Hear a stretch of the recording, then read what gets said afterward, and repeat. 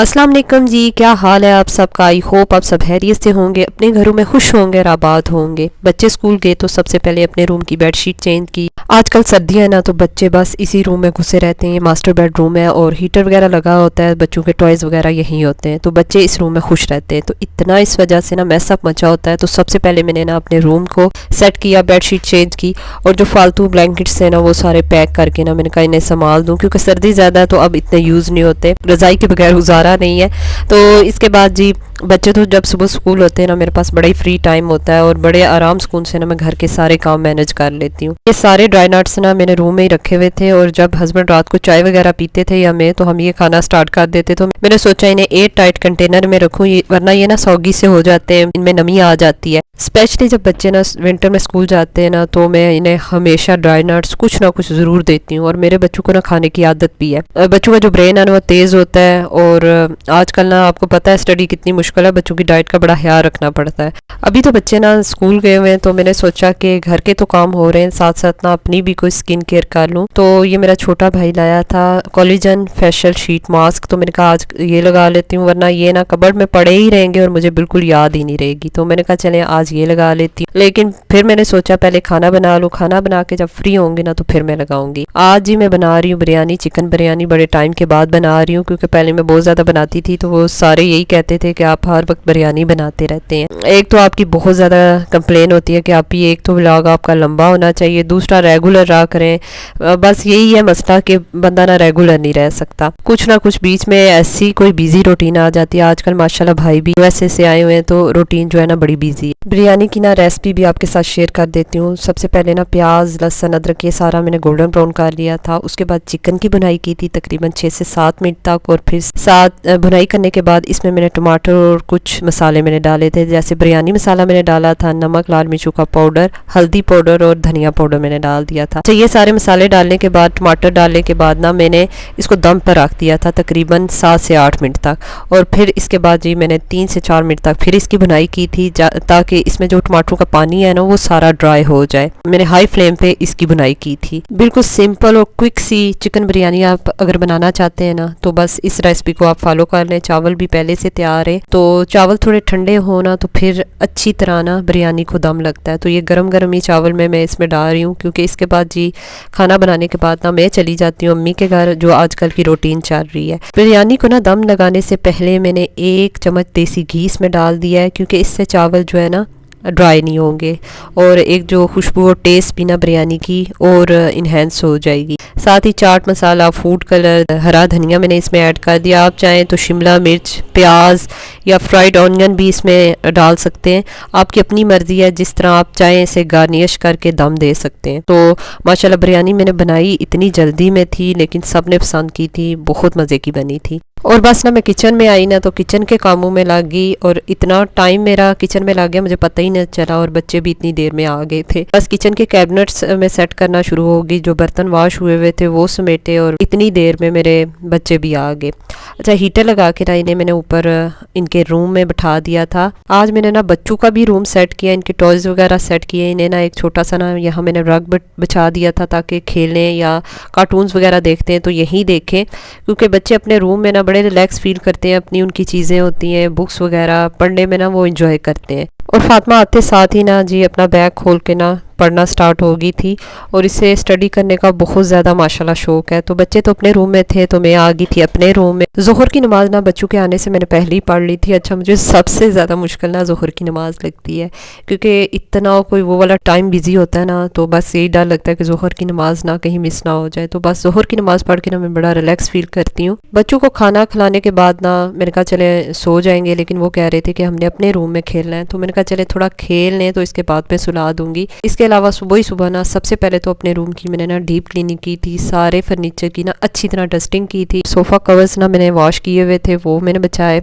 अपने लेदर के सोफ़े भी क्लीन किए और ये कारपेट मैंने वॉश करवाई हुई थी ये बिछाई और ये था कि अपने रूम को ना अच्छा सेट वेट किया क्योंकि ना बड़ा ही मैसा मच जाता है। इसके अलावा बच्चों का रूम भी सेट किया था। मैंने कहा चले वो उधर भी अपना टाइम स्पेंड करेंगे ना तो एक ही रूम में ना गंद ज़रा कम पड़ेगा। तो ड्राई नट्स सारे ना मैंने 8 टाइट कंटेनर में रख दिए थे, बच्चों को सुलाया और इसके बाद जी मैं आ गई थी नीचे वाले पोर्शन में। तो मैंने कहा ये काम करने के साथ साथ ना एक कप चाय भी मैं अपने लिए बना लूँ क्योंकि सर्दियों में ना शाम की चाय के बगैर ना गुजारा नहीं है। तो बस यही था कि आज मेरा दिल था घर में जो मैस अप मचा हुआ है ना ये सारा ना समेटूं, घर को ना अच्छी तरह डीप क्लीन करूं। तो वो अल्हम्दुलिल्लाह सारा घर क्लीन हो गया था। तो आज अम्मी की तरफ थोड़ा लेट जाऊंगी, बच्चे उठ जाएं, बच्चे मैं छोड़ जाऊंगी अम्मी की तरफ। अम्मी कह रहे थे मेरी तरफ ही छोड़ जाना क्योंकि बाजार में एक तो बच्चे थक जाते हैं और कोई चीज़ खरीदने नहीं देते। तो ये मैं अपने भतीजे के साथ जा रही थी। आजकल ना घर में सारे ही बिजी हैं। तो भतीजा मुझे फ्री नजर आया तो मैंने कहा तुम मेरे साथ चलो, साथ भतीजियाँ भी आ गई थी। बच्चे अम्मी कह रही थी कि मैं रख लूंगी क्योंकि बच्चों का ये है कि फातिमा को स्पेशली ना डॉक्टर ने कहा कि इसको बिल्कुल ना ठंड से बचाएं। तो मेरी कोशिश होती है कि घर में जितना रहना तो ठीक है, सुबह भी जब स्कूल जाती है तो बिल्कुल उसको पैक करती हूँ क्योंकि ये इतना ड्राई और खुश्क मौसम है ना ये फ़ौरन ही बच्चे पकड़ने जाते हैं। ऐसी फातिमा को खांसी स्टार्ट होती है और फिर हफ्ता तो कहीं गया ही नहीं है उसकी खांसी रुकने में और उसको बड़ी सख्त किस्म की एलर्जी हो जाती है। तो बच्चे घर में ही थे तो मैं आ गई थी। सबसे पहले बच्चों के गर्म सूट्स मैंने लेने थे, स्पेशली मैंने ट्रैक सूट्स लेने थे। तो यहाँ मैं आई थी लेकिन यहाँ मुझे कुछ ट्रैक सूट्स पसंद नहीं आए तो फिर भतीजियाँ भी साथ आई हुई थी तो वो फिर बैग्स वगैरह देखना स्टार्ट होगी। तो मेरे जहन में एक दो और भी दुकानें थी कि मेरे कहा वहाँ जाऊँगी तो बच्चों के आज मैंने गर्म सूट्स ना हर हालत में लेके जाने हैं। इसके अलावा ना बाजार आने का रीज़न ये भी था कि फातिमा का था स्पोर्ट डे तो मुझे अच्छा सा इसका ट्रैक सूट चाहिए था। और फिर भतीजियाँ भी मेरे साथ आई थी और मेरी भतीजी ने लेने थे शूज़ लेने थे जॉगर। तो वो कह रही थी कि पुप्पो चले, मैंने कहा मैंने भी चलो बाजार जाना है तो तुम लोग भी चलो। फिर हम आ गए थे यहाँ मार्केट में आ गए थे और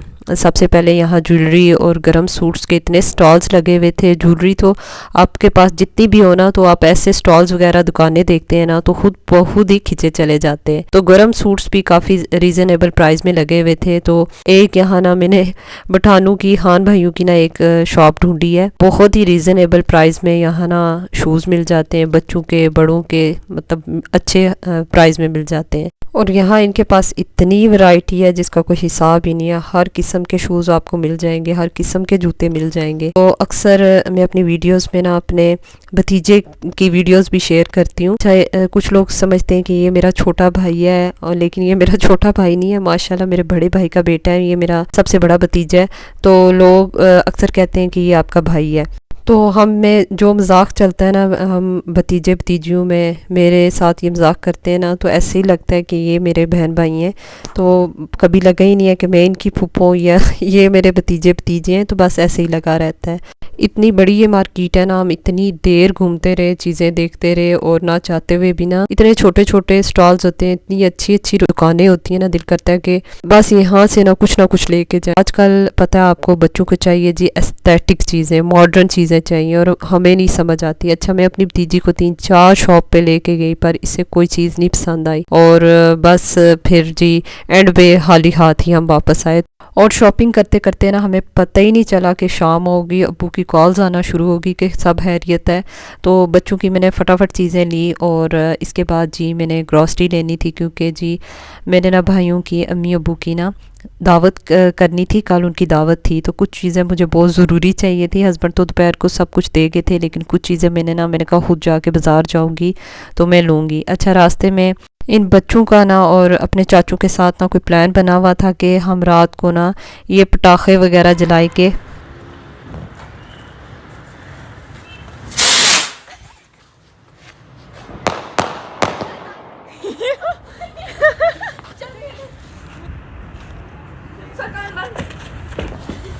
कहानी बंद करें ना,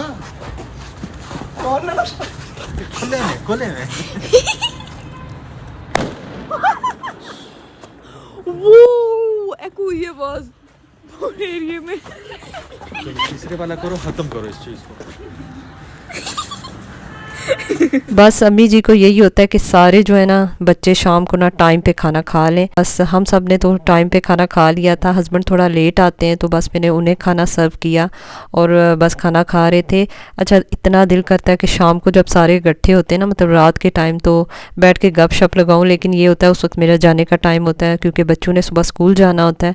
तो माशाल्लाह आजकल अम्मी के घर में ऐसी कोई रौनक लगी हुई है ना, और मतलब खुशी का माहौल है। अब्बू जी की आज बर्थडे थी। एक्चुअली हम इतने बिजी थे कि हमें याद ही नहीं रही। तो हमारी छोटी जो भाभी है ना, उन्होंने अब्बू को विश करने के लिए कॉल की, तो फिर हमें पता चला। फिर छोटा भाई केक लेके आया था, तो बस हम अब्बू को कह रहे थे कि आएँ केक काटें, लेकिन अब्बू जी कह रहे थे अब मैं क्या ही सेलिब्रेट करूँगा।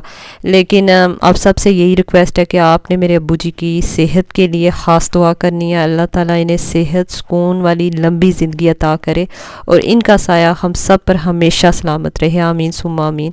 और मैं कहती हूँ सबके जो माँ बाप है ना, अल्लाह ताला उन्हें सलामत रखे। मतलब ये ऐसे रिश्ते हैं ना, हमदर्दी करने वाले, प्यार करने वाले रिश्ते, इनका नैमुल बदल कोई हो ही नहीं सकता। इतने अनमोल रिश्ते हैं ना। तो ये आपको शुरू शुरू में पता नहीं चलता, जब आप प्रैक्टिकल लाइफ में इंटर होते हैं ना, तो फिर पता चलता है कि ये कितने प्योर रिश्ते हैं। तो कितनी भी तकलीफ़ें, परेशानियाँ हो ना, तो आप इनके पास बैठेंगे ना, मतलब आप एक चुटकी में आपके सारे मसले हल कर देंगे और इतने स्मूथली हल कर देते हैं, आपको पता ही नहीं चलता कि आपको वो फिर मसला छोटा लगता है कि हमने तो इतना हमारे लिए बड़ा मसला था, लेकिन हमारे माँ बाप ने तो इसको एक लम्हे में हल कर दिया। तो बस अल्लाह ताला सबके माँ बाप को सलामत रखे। माशाल्लाह ऐसे ही घरों में रौनकें लगी रहें, आपस में इत्तेफाक सलूक रहे, प्यार और मोहब्बत रहे, तब भी ना जीने का मज़ा आता है, ज़िंदगी का मज़ा आता है। और अल्हम्दुलिल्लाह हमारे घर में तो ऐसी रौनक लगी हुई है, अल्लाह नज़र ना लगाए। होपफुली आज की वीडियो आपको अच्छी लगी होगी। अगर अच्छी लगी है तो इसको लाइक और शेयर कर दीजिएगा। चैनल को सब्सक्राइब करना मत भूलिएगा। अपनी दुआओं में मुझे याद रखिएगा। अपना बहुत सा ख्याल रखिएगा। Stay safe. नेक्स्ट वीडियो तक अल्लाह हाफिज़। बाय बाय जी।